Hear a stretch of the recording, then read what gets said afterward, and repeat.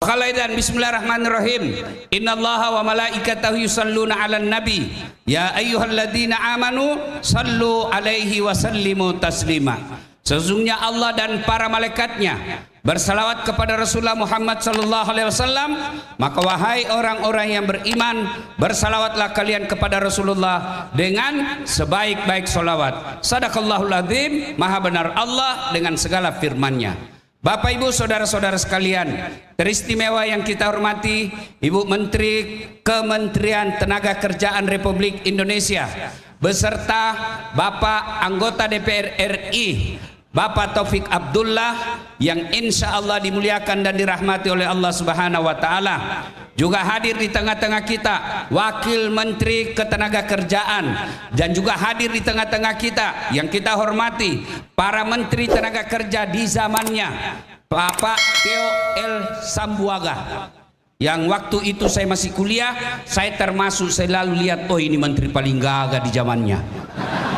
Di zamannya tentu saya bohong kalau saya bilang masih gagah. Umur juga yang kemakan. Dan Bapak Bumer Pasaribu yang insya Allah dimuliakan rahmati Allah Subhanahu wa Ta'ala. Alhamdulillah Ramadan telah tuntas. Tentu sudah banyak amal yang Ibu lakukan. Malam hari kita taraweh, subuh hari kita makan sahur, siang hari meskipun kerja kita alhamdulillah tetap kerja meskipun puasa, sore hari kita tadarusan, maghrib lagi kita buka puasa, akhir Ramadan kita keluarkan zakat harta dan zakat fitrah. Banyak amal yang telah kita lakukan. Seiring dengan amal-amal itu Nabi memberikan garansi, man shoma ramadana imanan wahtisaban ghufira lahu ma taqaddama min zambihi. Siapa yang berpuasa di bulan suci Ramadan dengan niat iman dan ikhlas, dengar baik-baik, apa hadiah dari Allah? Allah ampuni dosanya yang telah lalu dan yang akan datang. Bayangkan Pak, baru puasa, belum taraweh, belum witir, belum ngaji, belum tadarus, belum sedekah, belum itikaf, puasa saja Nabi kasih jaminan, dasat diampuni dosamu yang lalu plus yang akan datang. Itulah sebabnya Pak, 1 Syawal kita rayakan kemenangan kita disebut Aidil Fitri, hari kembali menjadi suci. Kenapa? Karena Allah telah ampuni dosa-dosa kita. Nah sekarang pertanyaan, dosa yang bagaimana diampuni Allah di bulan suci Ramadan? Dosa yang sifatnya hanya kepada Allah. Sementara dosa kepada Ibu Menteri, dosa kepada security, dosa kepada cleaning service, dosa kepada pegawai honor. Ada pegawai honor sini yang disebut PTT, pegawai tidak tetap, 5 tahun kemudian TTP, tetap tidak pegawai. Nah, dosa kepada semuanya, tetangga, teman kantor. Kata Allah, saya belum ampuni dosamu itu sebelum kau minta maaf sama yang bersangkutan. Itulah sebabnya kita Indonesia punya tradisi. Saya jelaskan sekali lagi. Itulah sebabnya Indonesia punya tradisi. Apa? Halal bihalal. Halal bihalal ini Pak, bahasa Arab yang di Arab sendiri tidak pernah dipakai. Iya, Bapak ke Saudi cari halal bihalal, tidak ketemu. Maka halal bihalal ini khas budaya Indonesia yang kalau kita terjemahkan secara sederhana menghalalkan yang tadinya tidak halal. Maka tepat sekali tema kita merajut silaturahmi. Merajut itu berarti ada sempat putus, ada sempat robek, ada sempat cerai, kita rajut kembali, jahit kembali, supaya apa? Kita bisa membangun negeri kita. Itulah makna halal bihalal.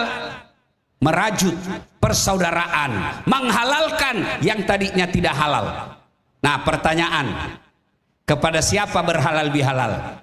1, kepada istri dan suami. Pak, jujur, sudah minta maaf sama istri? Bohong.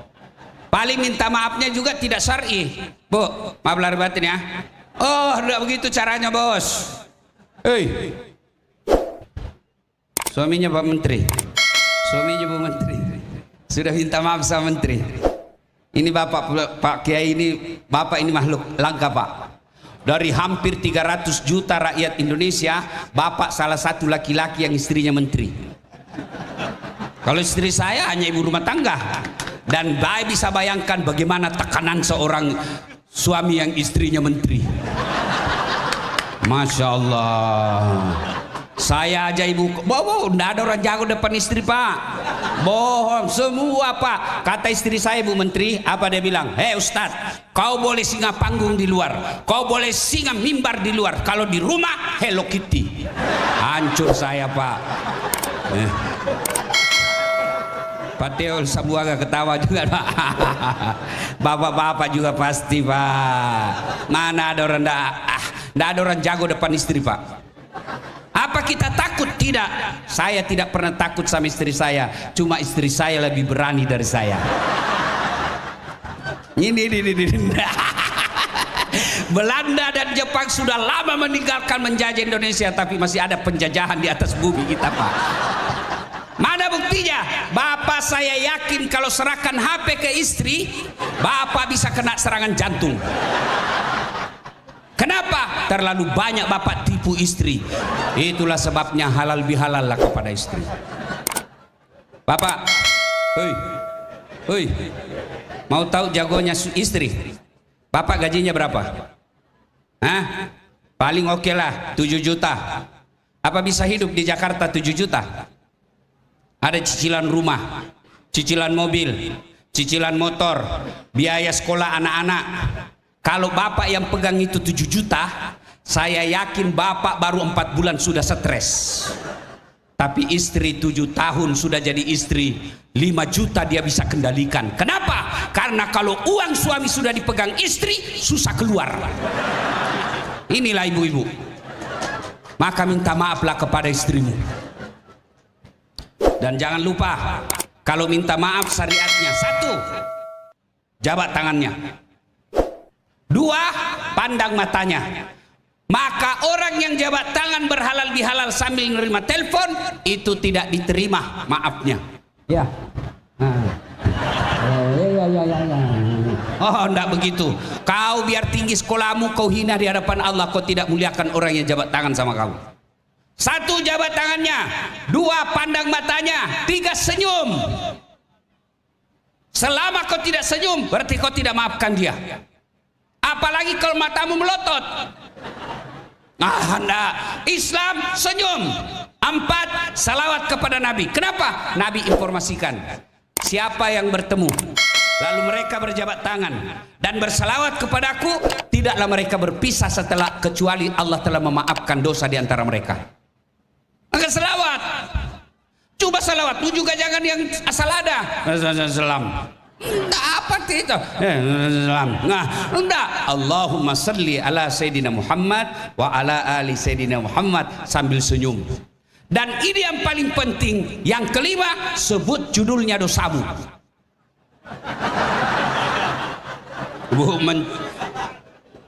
Ibu Menteri, Allahumma salli ala Sayyidina Muhammad wa ala ali Sayyidina Muhammad. Oh ya, mohon maaf Bu, pernah ada komputer hilang di kamar Bu. Saya hilap Ibu. Saya nggak, kau ya? Iya Bu, oke saya maafkan kau ketika kembali komputer yang telah kau ambil. Maka saudaraku yang pernah mengambil inventaris kantor Kementerian Ketenagakerjaan, besok atau hari ini kembalikan printer, kertas, laptop, semen, seng. Nah, kembalikan.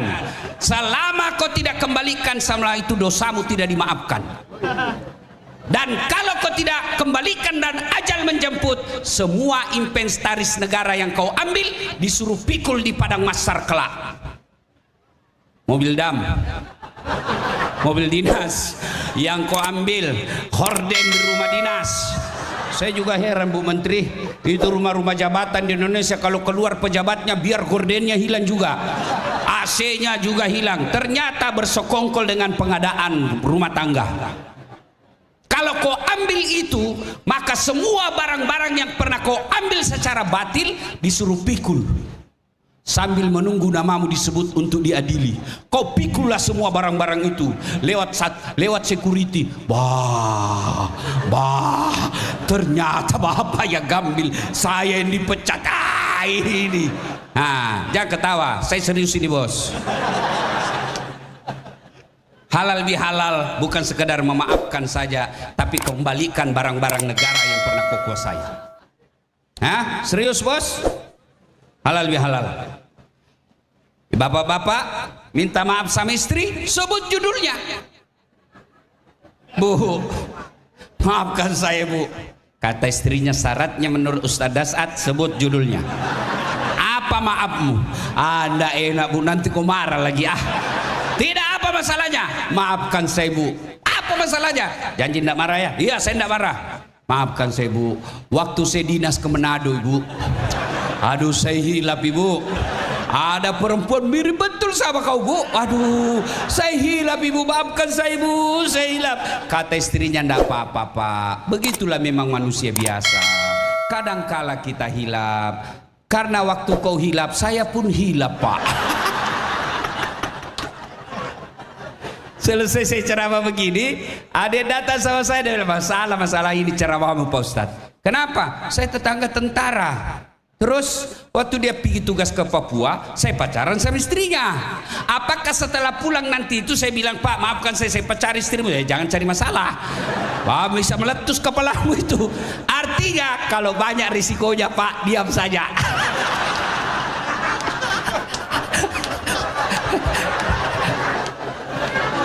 Dan itu perempuan, Pak Dewan, perempuan itu ahli sejarah. Sekali kita salah, itu aja terus dia ingatnya Pak. Kalau kita marahi dia karena tidak beres ngurus sana, dia pantul ke kita, itu dulu kau. Jika protes lagi rumah marah, dia kembalikan lagi, itu dulu kau. Padahal tidak ada hubungannya. Dibahas yang satu, muncul pertanyaan kedua. Selesai pertanyaan kedua, muncul pertanyaan ketiga. Selesai semua tuntas, dia ungkap lagi, itu dulu. Waktu kau baru pegawai dulu, itu siapa sekretarismu? Nah, itulah perempuan ahli sejarah. Maka kata istri saya, karena perempuan ahli sejarah, maka suami jangan bikin sejarah. Benar bu? Ya bu? Minta maaflah kepada istri, jangan malu-malu. Ya, istri saya suka ngomel, pasti bapak kurang memujinya.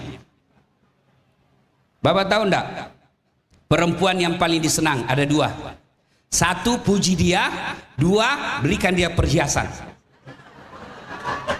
Ya, ya bu. Biar bapak jarang di rumah, kalau perhiasan lancar, enggak masalah dia.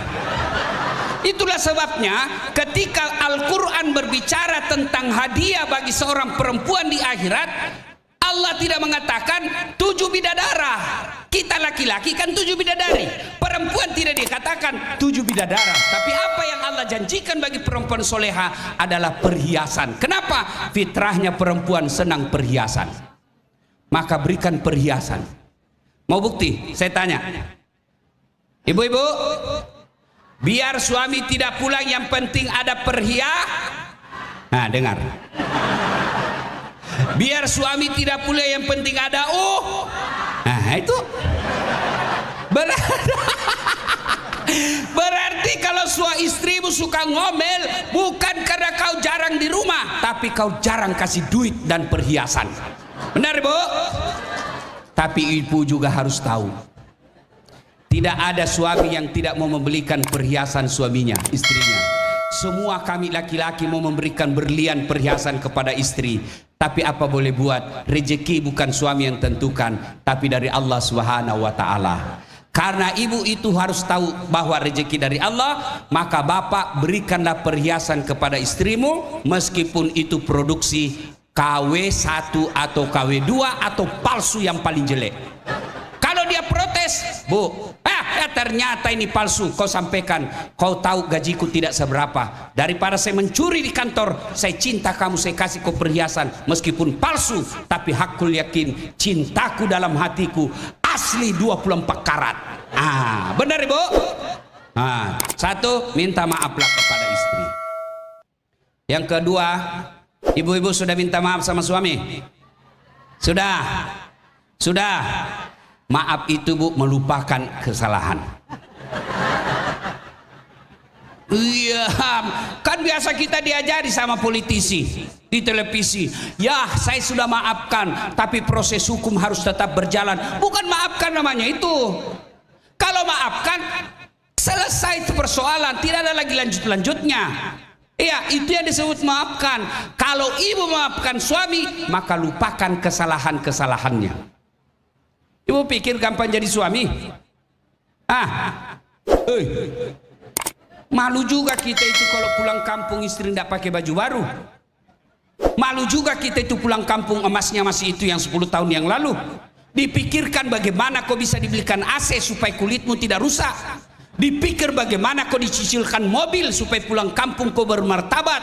Dan itu semua dipikir oleh suamimu. Mana pernah kau pikir suami bisa beli emas? Ya Bu? Maka jangan suka ngomel.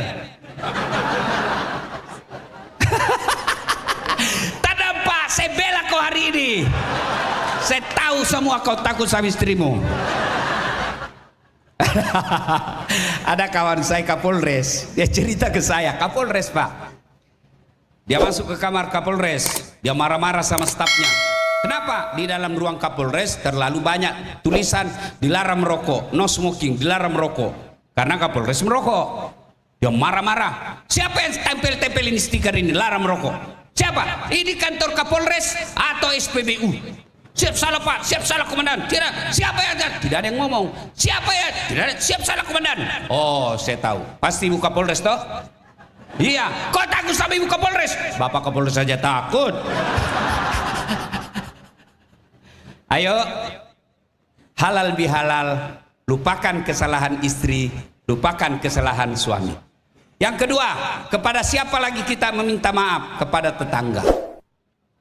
Ada orang soleh, Senin Kamis puasa, Ramadan tiap malam dia taraweh, tapi depan rumahnya bertengkar gara-gara parkir, sebelah kirinya bertengkar gara-gara got, sebelah kanannya bertengkar gara-gara binatang ternaknya, belakang rumahnya bertengkar gara-gara pohonnya nyebrang ke tetangganya. Orang seperti itu bukan orang baik, karena orang baik kata Nabi, khairun nas anfa'hum linnas, sebaik-baik manusia di antara kalian yang paling banyak manfaatnya buat orang lain.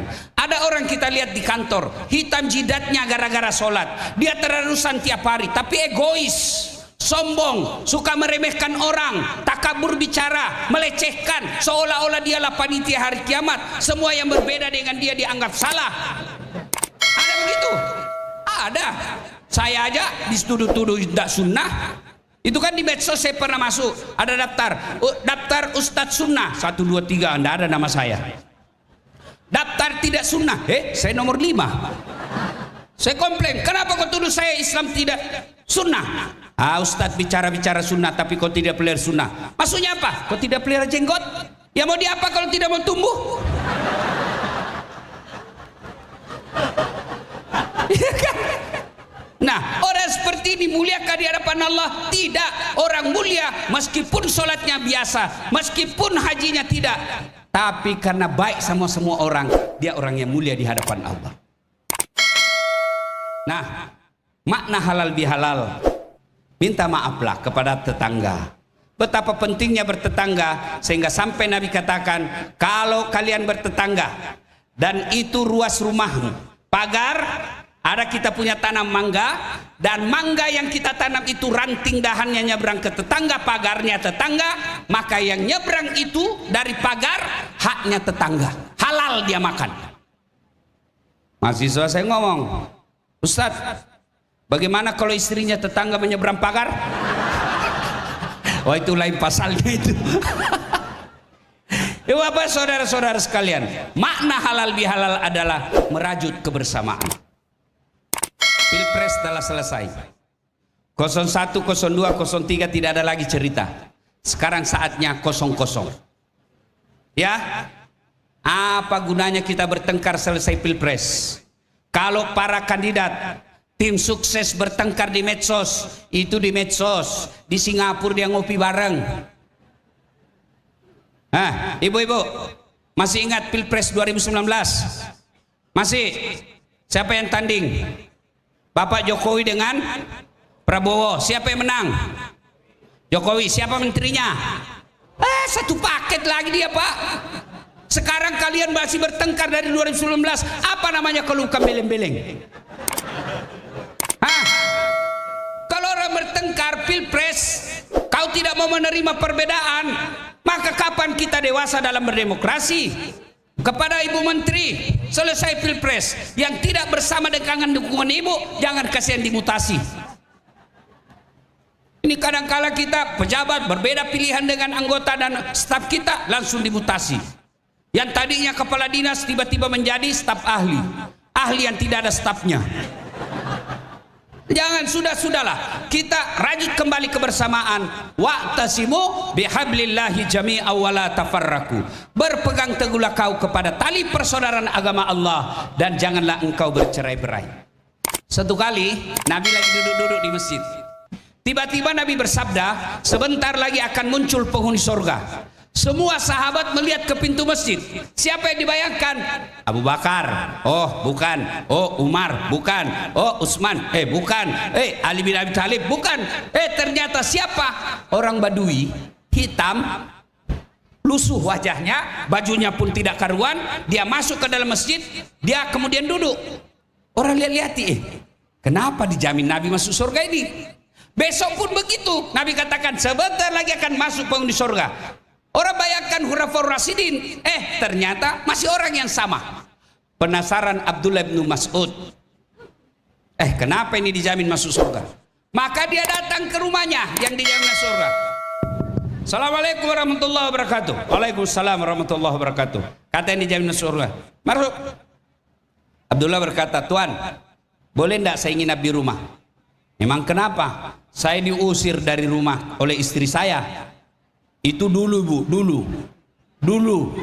dulu. Sekarang Ibu, jangan coba-coba kau bilang sama suamimu jangan pulang sekalian. Oh, gembira dia. Sekarang ada hotel. Begitu kau bilang jangan pulang sama suami merdeka, balik belakang, merdeka. Lalu dia kata dia dijawab, silakan nginaplah Abdullah.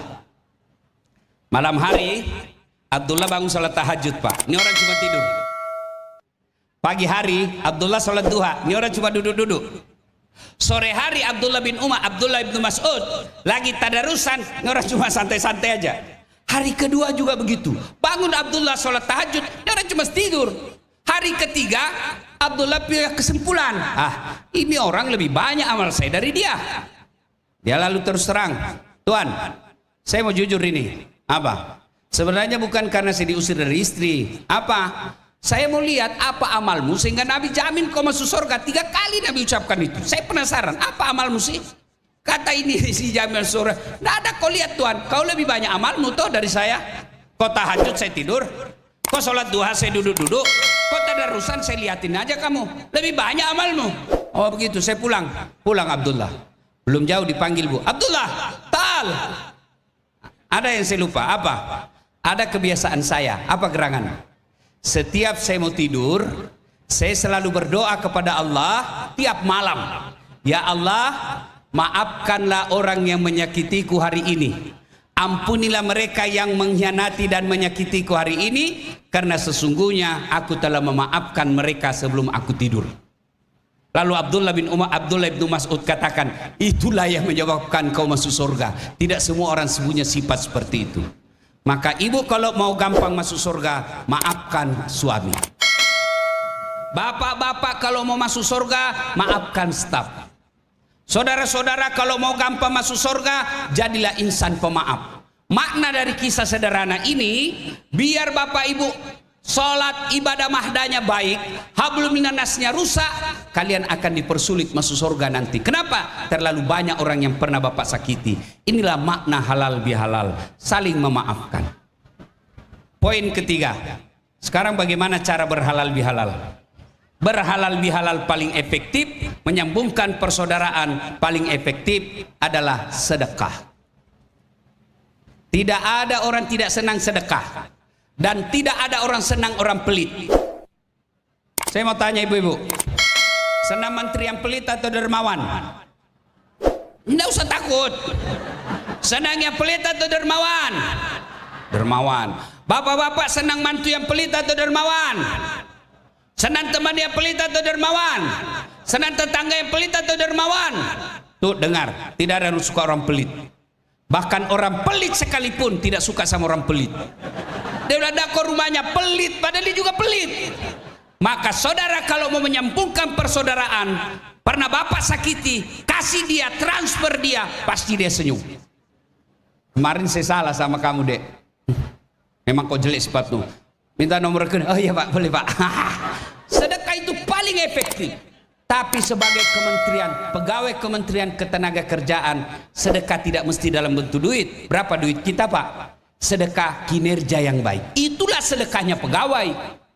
Saya heran kalau ada Kementerian Ketenagakerjaan malas kerja.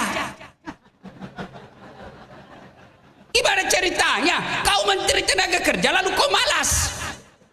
Saya heran kalau ada pegawai negeri tidak bisa kerja baik. Pegawai negeri itu Pak paling enak. Kenapa? Ada tupoksi sudah jelas ini yang kau kerja, dan ada contohnya. Bikin surat saja kau masih malas. Bu Menteri bilang ya bikin surat, siap Ibu, siap. 2 hari kemudian sudah jadi surat Dek, sudah Ibu tinggal di print, belum sudah namanya itu. Maka sedekahnya kita adalah jadilah pegawai negeri yang baik. Saya sampaikan kepada saudara-saudaraku pegawai negeri, dengan pegawai negeri gajimu mustahil kau bisa kaya, tapi insya Allah kau tidak akan miskin. Kalau pegawai negeri sipil tiba-tiba kau kaya, punya harta berlimpah, tunggu kau pensiun diperiksa KPK. Mungkin berapa gaji kita sebagai PNS? PNS itu kan menandi casing. Boleh tanya ini semua, Bapak pasti apa itu SK-nya sudah pada kursus di bank, belum jatuh tempo perpanjangan lagi. Kenapa tahu Ustadz? Karena saya begitu. Saya di PNS juga, ASN juga di UNAS. Lagunya itu saya ditanya, Ustadz berapa gajimu? Oh 9 koma. Banyak betul gajimu. Artinya tanggal 9 sudah koma. Tapi dengan ASN insya Allah kau tidak miskin. Sedekah kita, kalau kita tidak bisa sedekah, orang yang datang mengurus administrasi di kantor ini tidak bisa kita sedekahi dengan duit, sedekahlah dengan senyummu, sedekahlah dengan tutur katamu yang baik. Tetanggamu tidak bisa kau sedekahi dengan duit, kau sedekahilah dengan jangan ganggu dia. Orang Islam itu selalu kita ucapkan Islam rahmatan lil alamin, rahmat bagi seluruh alam. Tapi bagaimana menjadi rahmat bagi seluruh alam di kantormu aja kau biang kerok? Maka ibu bapak saudara-saudara sekalian, makna terpenting halal bihalal ini adalah merajut uhuah, dan cara merajut uhuah paling efektif adalah dengan sedekah. Tidak bisa sedekah dengan duit, sedekahlah dengan akhlak. Dan pada akhirnya Al-Quran mewasiatkan kepada kita, wa'tasimu bihablillahi jami'aw wa la tafarraku. Berpegang teguhlah engkau kepada tali persaudaraan agama Allah dan janganlah engkau bercerai-berai. Kemudian para pendiri Republik Indonesia ini mengaplikasikan, mengongkritkan bangsa Indonesia dengan ayat yang saya sebutkan tadi, dengan mencantumkan dalam Pancasila sila ketiga Persatuan Indonesia. Ibu bapak saudara-saudara sekalian, inilah tausiah kita pada taklim kita kali ini. Mudah-mudahan ada manfaat. Selamat Hari Raya Aidil Fitri. Mohon maaf lahir dan batin. Taqabbalallahu minna wa minkum. Taqabbal ya karim. Lebih dan kurangnya mohon dimaafkan. Usikum wa nafsi bitaqwallah. Fastabiqul khairat. Assalamualaikum warahmatullahi wabarakatuh.